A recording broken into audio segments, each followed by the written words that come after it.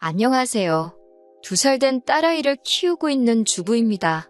너무 속상하고 하나는 요즘 마땅히 털어놓을 곳도 풀 곳도 없어서 여기를 찾아왔어요. 시어머니는 저더러 윗사람답지 못하다며 무조건 이해하라 하시는데 이러다간 제가 제명에 못 죽을 것 같네요. 남편과는 30이 한참 넘은 나이에 지인의 소개로 만났습니다. 나이가 있었던 만큼 결혼 상대라는 무언의 전제하에 만남을 시작했어요. 20대에 만나 불같은 사랑을 하고 동화 같은 연애를 한 것은 아니지만 그래도 같이 있으면 의지가 되고 안정이 되는 사람이었지요. 평생을 함께해도 괜찮겠다. 그런 확신이 들 때쯤 남편이 먼저 결혼하자고 프로포즈를 해왔고 그렇게 결혼 약속을 했습니다. 연애부터 결혼까지 뭐 하나 유별나거나 모난구석 없이 원만하게 이루어졌네요. 남편이나 저나 나이가 있다 보니 결혼을 하자마자 아이를 갖기로 했었어요. 신혼을 즐기고 싶은 마음이 아예 없던 것은 아니지만 그런 여유를 부릴 상황이 아니었지요. 그런데 솔직히 금방 생길 줄 알았던 아이가 1년이 지나도록 생기질 않더군요. 몸에 좋다는 것도 챙겨 먹고 운동도 규칙적으로 하고 잠자리도 날짜에 맞춰서 했을 만큼 저희 선에서 할 수 있는 건 다 했던 것 같아요. 하지만 어쩐 일인지 도통 소식이 없대요. 속이 까맣게 타들어가는 것 같았지요. 결국 저와 남편은 상의 끝에 병원을 찾았습니다. 사실 저는 진작부터 병원에 가고 싶었는데 남편은 영 내켜하질 않았어요. 별다른 이유가 있는 것은 아니라면서 그냥 조금만 더 우리끼리 노력하면 생기지 않을까, 이번엔 생기지 않을까 그런 식으로 미루더군요. 그런 사람한테 계속 병원에 가자고 하는 게 왠지 자존심도 상하고 그래서 저도 남편이 하자는 대로 맞춰줬던 거지요. 아무튼 결국 결혼한 지 2년 만에 병원을 찾게 되었는데 그곳에서 저도 남편도 생각지 못한 소식을 듣게 되었습니다. 저희 2사람 다 문제가 있었더군요. 저는 저대로 자궁이 약했고 남편은 남편대로 정자수가 부족하답니다. 생각지도 못한 당혹스러운 이야기였고 저도 남편도 감히 서로를 탓할 수 없는 상황이었네요. 남편은 남편대로 자신에게, 저는 저대로 제 자신에게, 그리고 솔직히 잠깐이나마 서로가 서로를 원망하기도 했어요. 한 사람만이라도 정상이었다면 아이가 생기지 않았을까 하는 그런 아쉬움에서 나왔던 원망이었지요. 게다가 또 양가 어른들께는 뭐라고 말씀드려야 할지 머리가 지끈지끈 아파오더라고요. 결국 저희는 서로의 입장을 위해 상대에게도 문제가 있다는 이야기는 하지 않기로 했어요. 저는 친정부모님께 제가 문제가 있다고 말씀드렸고 남편은 시부모님께 자기가 문제가 있다고 얘기한 거지요. 그러면 적어도 사위며느리 탓은 안 하실 테니 가정의 평화가 유지되지 않겠냐는 저희 나름의 묘책이었네요. 그리고 이는 어느 정도 효과가 있었습니다. 친정에서는 저희 남편에게 미안해하셨고 시댁에서는 며느리인 저에게 미안해하셨거든요. 그렇다고 저희가 포기를 한 건 아니었어요. 병원에서도 아예 가능성이 없다고 한 건 아니니까 계속해서 노력을 했지요. 한편 저희가 한창 마음고생을 하던 그때 시댁에서 좋은 소식이 들려왔습니다. 남편에겐 6살 어린 이제 막 30대가 된 신우가 있었는데요. 그 신우가 결혼을 한다더군요. 좋게 말해서 천방지축이지 솔직히 개차반이 따로 없다고 표현해도 될 만큼 예의없고 제멋대로인 신우가 결혼이라니. 게다가 제가 알기로는 신우는 대학 졸업 후 단 한 번도 자기 손으로 돈을 벌어본 적이 없었습니다. 그렇다고 신우가 씀씀이가 적은 사람도 아니어서 걸핏하면 어머님 아버님께 손을 벌리기도 하고 그게 여의치 않으면 저희 남편한테도 10만 원만 20만 원만 하고 손을 벌리더군요. 그런데도 저희 남편을 포함해 누구 하나 신우더러 취업을 하라던가 나가서 아르바이트라도 해보란 소리는 절대 안 하니 옆에서 보기엔 꽤나 한심하대요. 30도 넘은 신우를 마치 아기 다루듯이 다 같이 감싸고 돌기에 급급했달까요? 제가 나서서 따끔하게 한마디 할 수도 없고 저로서는 그저 우리 신우 팔자 참 좋네 생각하고 말 뿐이었지요. 아무튼 그런 상황에서 신우가 시집을 간다 하니 가족 모두가 쌍수 들고 환영하는 분위기였답니다. 신우 남편은 모 경호업체에서 계약직으로 일하고 있다 했어요. 아버님은 그런 신우 남편의 직업이 안정적이지 않다고 탐탁지 않아 했지만 솔직히 신우도 별 볼 일 없는 상황에서 아버님이 뭘 얼마나 기대하시는 건지 잘 모르겠더라고요. 그리고 신우하는 꼴을 보아하니 애시당초 어머님 아버님의 의견은 중요하지 않은 듯 했습니다. 결혼식에 들어가는 비용도 신우는 어머님 아버님께 거의 통보식으로 얼마를 해달라 그렇게 알려왔더군요. 저희는 1원도 도움받지 않았습니다. 어머님 아버님이 대놓고 못해준다 하신 건 아니었지만 흘러가는 모양새가 해달라고 하면 안 되는 분위기였어요. 해주실 생각도 없어 보였고 뭐 솔직히 어머님 아버님이 재산이 얼마고 그걸로 2자식 다 결혼을 시키시던지 아니면 2자식 중 하나만 시키시던지 그건 제가 관여할 바는 아니었지요. 신경 쓰지 않고 있었고요. 그런데 어머님 아버님께서 정말 신우 말대로 7천만 원이랑 큰 돈을 해주셨다는 걸 알게 되었을 땐 저도 남편도 사람인지라 서운하긴 하대요. 그리고 한번 서운한 마음이 들기 시작해서인지 신우나 어머님 아버님으로 인해 마음 상하는 날이 잦아지대요. 신우가 시집을 가고 얼마 지나지 않았을 때였습니다. 신우가 임신을 했다고 소식을 알려왔어요. 그 소식 자체에 서운함을 느낀 건 절대로 아닙니다. 축하하는 마음과 동시에 씁쓸한 마음이 들긴 했지만 한편으론 그동안 어머님 아버님 볼낯이 없었는데 괜히 한시름 덜은 것처럼 마음이 놓였거든요. 그래서 신우에게 뭐 먹고 싶은 거라도 있으면 사 먹으려고 돈을 좀 챙겨주려고 했어요. 참고로 저희 결혼할 때 신우가 한다는 말이 자기가 윗사람도 아니고 아랫사람인데 돈이 어디 있냐면서 단 1원도 축의금이랍시고 내놓지 않더라고요. 뿐만 아니라 저희가 집들이를 할 때도 휴지 하나 사오기는커녕 저희 집에 들어온 선물들 중 자기 마음에 드는 걸 골라서는 자기한테 주면 안 되냐고 우기는 식이었지요. 그럼에도 불구하고 그 모양인 신우가 결혼할 때 저희는 축의금으로 300만 원 줬습니다. 남편이 자기가 오빠이고 맞이이니 그 정도는 하고 싶다고 고집을 피웠거든요. 뿐만 아니라 집들이 한다고 하도 오라고 해서 남편하고 갔더니 색깔 변한 사과 몇 조각에 믹스커피 한 잔을 내주대요. 그리고 남편은 또 새 집에 필요한 거 사라고 돈으로 100만 원 줬고요. 그런데 이번엔 임신까지 거의 1년 동안 신우네로 거진 500만 원도 넘게 들어가게 생겼더군요. 그런데 신우는 제가 물어보기도 전에 한다는 소리가 자기 임신한 기념으로 명품 브랜드 손목시계를 사달랍니다. 차라리 돈으로 달라 했으면 그렇게 황당하진 않았을 텐데 저는 신우한테 미안하다. 하지만 지난해부터 지금 우리도 목돈이 많이 나갔다. 그래서 비싼 선물은 못 해준다고 솔직히 말했습니다. 경제적으로 부담스럽다고요. 그러면서 그러지 말고 앞으로 뭐 먹고 싶을 때 있으면 연락을 하라 했어요. 그러면 남편이랑 제가 사주겠다고요. 그랬더니 신우가 한다는 말이 임신을 안 해봤으니 임신한 여자 마음을 알겠냐입니다. 저는 평생 이해 못할 거래요. 그 말이 제 귀에는 저는 평생 애를 못 가질 거라는 저주처럼 들리더군요. 화가 나기도 전에 서러운 마음에 눈물이 났습니다.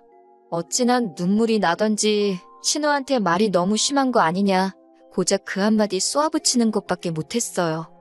그리고 이튿날 어머님이 전화를 걸어오셨어요. 이때만 하더라도 저는 신우가 자기가 말이 심했다거나 그런 말을 어머님을 통해서 전하려고 할 줄 알았습니다. 아니, 적어도 어머님이 대신 사과라도 하실 줄 알았어요. 하지만 이게 웬걸 어머님의 첫마디는 임신한 것도 얼마나 힘든데 왜 사람을 서럽게 하냐입니다. 그거 시계 하나 사주면 어디가 덧나냐면서 먹고 살만하면서 왜 그렇게 야박하게 굴었냐 하시는데 정말 어이없고 속상하더라고요. 그러면서 누구 엄마 아니랄까봐 신우랑 똑같이 하시는 말씀이 임신을 겪어보질 못했으니 이해가 안 되겠지 그러시는 거예요.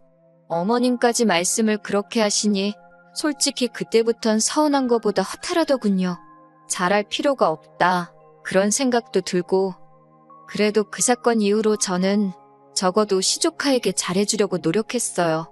신우가 신우 남편과 외출을 한다고 시조카 좀 봐달라고 하면 군소리 없이 봐줬고 시조카는 너무 어려서 기억을 못할 뻔했지만 옷이며 신발이며 많이 사줬지요. 신우는 얄미웠지만 시조카를 보고 있으면 그냥 아기라서 그런지 작은 행동 하나하나 심지어 울음소리까지 너무 귀엽고 사랑스러웠거든요. 그렇게 3년이란 시간이 흘렀습니다. 그리고 그 사이에 저희 부부는 솔직히 많이 지쳤지요.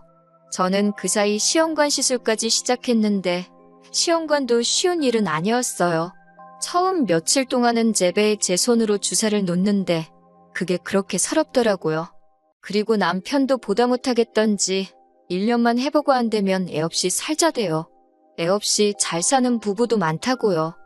그런데 저희의 간절한 바람이 하늘에 닿았던 걸까요? 믿을 수 없는 기적 같은 일이 벌어졌지요. 그건 바로 저희 임신이었습니다.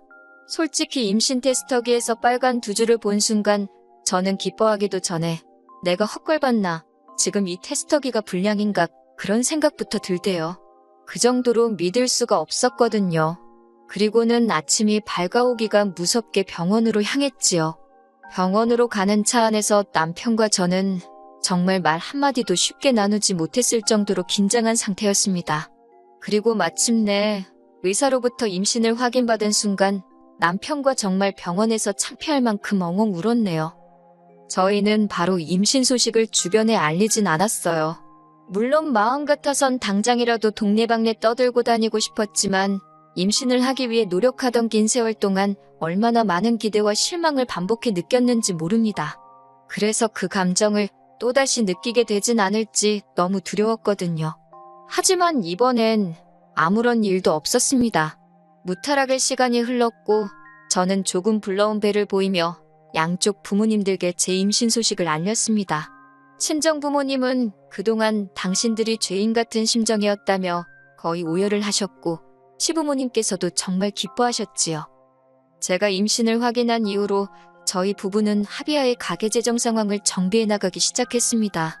사실 그동안엔 아무래도 신혼애가 외벌이기도 하고 애도 있었으니 상대적으로 여유 있는 저희가 명절이나 어머님 아버님 생신처럼 돈이 나가는 날들에는 금전적인 부담을 많이 지고 있던 게 사실이에요. 시조카한테도 신은의 사정을 아니까 신경을 많이 써주었고요. 그런데 이제 저희 애가 태어날 거니까 저희도 좀 아껴 써야겠다 싶었습니다. 그래서 예전만큼은 솔직히 못했어요. 당분간은 시조카도 저희 집에 맡기지 말아달라고 했지요. 상식적으로 입덧하고 몸은 무겁고 저도 저 하나 간수하기가 힘에 부치는 마당에 제가 누굴 돌볼 수가 있었겠어요? 그리고 당연히 저는 신우가 이런 제 상태를 이해할 줄 알았습니다. 그런데 이게 웬걸요. 신우가 시부모님더러 저희 부부가 특히 제가 변했다고 그러더래요. 이제 시조카도 안 봐준다고 그러고 시조카 선물도 안 해주고 그러면서 그 전에 보여준 건 다 가식이었던 모양이라고 서운하다고 그랬다나요? 정작 제가 임신했다 하니까 말이라도 축하한다 소리도 없었으면서 어쩜 저렇게 뻔뻔할까 싶대요. 그뿐만이 아니었습니다. 소름 끼치게도 신우가 신우 남편하고 하는 소리를 우연히 들었는데 저희 부부가 애를 못 가지면 저희 재산이 자기 딸한테 올 거라고 그렇게 기대를 하고 있었나 봐요. 그런데 이제 어쩌면 좋냐고 그걸 걱정하고 있더라니까요. 자기도 한 가족으로서 오빠인 저희 남편이랑 제가 얼마나 임신을 하고 싶어 했는지 그걸로 얼마나 속상해했는지 뻔히 알면서 속으론 저희가 애를 못 갖길 바라고 있던 거잖아요. 배신감에 치가 떨리대요. 비록 살갑고 친한 사이는 아니었어도 적어도 저희를 향해 그런 나쁜 생각을 하고 있을 줄은 몰랐으니까요. 그 이후로 정말 신혼애한테는 정이란 정은 다 떨어져서 마음 같아선 상종도 안 하고 싶었지만 어머님 아버님 입장도 있고 해서 어쩔 수 없이 얼굴만 마주하고 지냈습니다. 하지만 신우의 못돼 처먹은 성격은 그게 다가 아니었어요. 저희 딸이 막 걷기 시작했던 무렵이었네요. 어머님 생신이셨는데 식당에서 외식을 하는 대신 집에서 축하를 하자고 이야기가 되었지요. 아무래도 저희 딸이 어리다 보니 어디 부딪힐 수도 있고 여러 가지로 집이 낫겠다 싶더라고요. 그런데 이제 시조카는 한참 뛰어다닐 나이였다 보니까 정신이 하나도 없더라고요. 시조카 성격이 극성 맞은 것도 한몫했고요. 저희 애는 집이 아니라 그런지 계속해서 울어대지 시조카는 쉼없이 여기저기 들쑤시고 다니지 아랫집에선 시끄럽다고 계속 인터폰에 대지 신우가 시조카라도 좀 붙들고 있으면 좋겠는데 한다는 소리가 그럼 애를 어디 묶어놓기라도 해야겠냐면서 적반하장으로 나가더라고요. 제 자식도 아닌데 얼마나 부끄럽고 죄송하던지 아무튼 그래서 정신이 정말 하나도 없었어요. 그리고 그때였습니다. 정말 아주 잠깐 저희 애가 간신히 울음을 멈추고 잠이 들었길래 거실에 뉘어놓고 주방에 갔어요. 정말 한 1분이나 주방에 있었을까요? 갑자기 저희 애 우는 소리가 들리더라고요. 아니, 이건 우는 소리가 아니라 거의 비명소리에 가까웠어요. 놀라서 거실 쪽을 돌아보니 시조카 손에 웬 나무젓가락이 들려 있었고 저희 애 귀에서 피가 나고 있었습니다. 제가 너무 놀라서 시조카한테 무슨 짓을 한 거냐고 소리를 질렀더니 시조카가 겁먹은 표정을 하곤 얼른 지엄마인 신우 뒤에 숨더라고요. 그리고는 저는 봤어요. 신우애가 씩 웃었단 말입니다. 하지만 남편은 남편대로 딸기에서 피가 나니까 애 병원 데려간다고 들쳐왔고 어머님 아버님도 이게 무슨 일이냐며 발동동 구르고 저는 신우의 표정의 순간 멍하니 넋이 나갔지요. 그런데 신우가 갑자기 한다는 소리가 생각해보니까 열받는답니다. 자기 애가 어리니까 뭘 모르고 그런 건데 막말로 저희 애가 죽기라도 했냐면서 왜 자기 애한테 소리를 지르냐고 애 놀란 거 안 보이냐면서 저더러 사과를 하래요. 순간 제 귀를 의심했습니다. 시조카가 내 애한테 해코지를 한 게 맞는데 어떻게 저런 소리를 하나 싶어서 신우를 쳐다봤어요. 그러자 신우가 또다시 뭘 그런 눈으로 쳐다보냐면서 자기가 틀린 말 했냐입니다. 그러자 남편이 저한테 지금 쟤랑 말 섞을 시간이 어딨냐며 빨리 가자고 하더니 신우한테는 입 닥치라면서 제정신이냐고 소리를 지르대요. 신우 남편은 시조카 챙기느라 급급했고 아무튼 일단은 저희 애부터 데리고 병원에 갔네요. 무슨 정신으로 간 건지도 모르겠어요.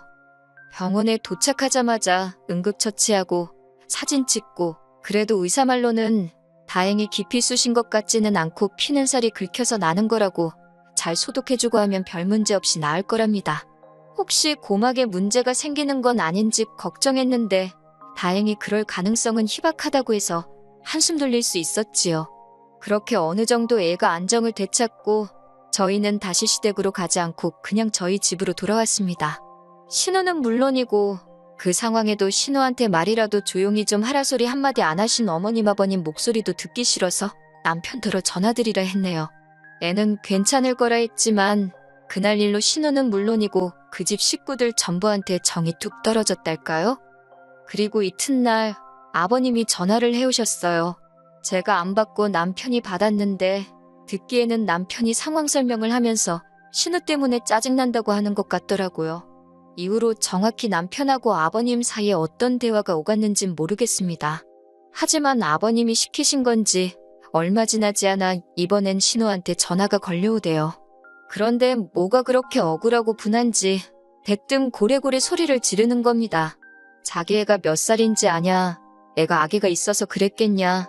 실수 좀 했다고 애한테 소리를 지르면 되냐? 네 애만 소중하냐? 아주 사람 속을 뒤집어 놓더라고요. 결국 듣다 못한 제가 나이도 어린 게 아주 기어올라도 유분수지 한 번만 더 그따위로 짓거리면 쫓아가서 머리털을 다 잡아 뜯어 놓을 줄 알라 했어요. 그리고 시조카 데리고 어디 가서 검사라도 받아보라고 소름 끼친다고 해버렸지요. 그랬더니 신우도 어쩌고저쩌고 떠드는데 그냥 먼저 전화를 끊어버렸습니다. 저는 남편더러 어머님 아버님이 어쩔 수 없지만 네 동생하고 시조카는 다신 안 보고 살고 싶다 했어요.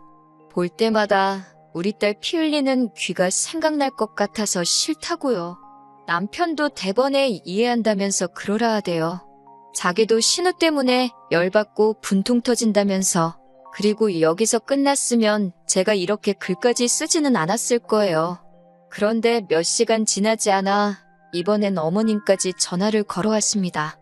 먼저 저희 애는 어떤지 물으시면서 아버님께 듣기는 하셨다며 그래도 어쨌든 낫는 거 아니냐 다행이다 하시대요.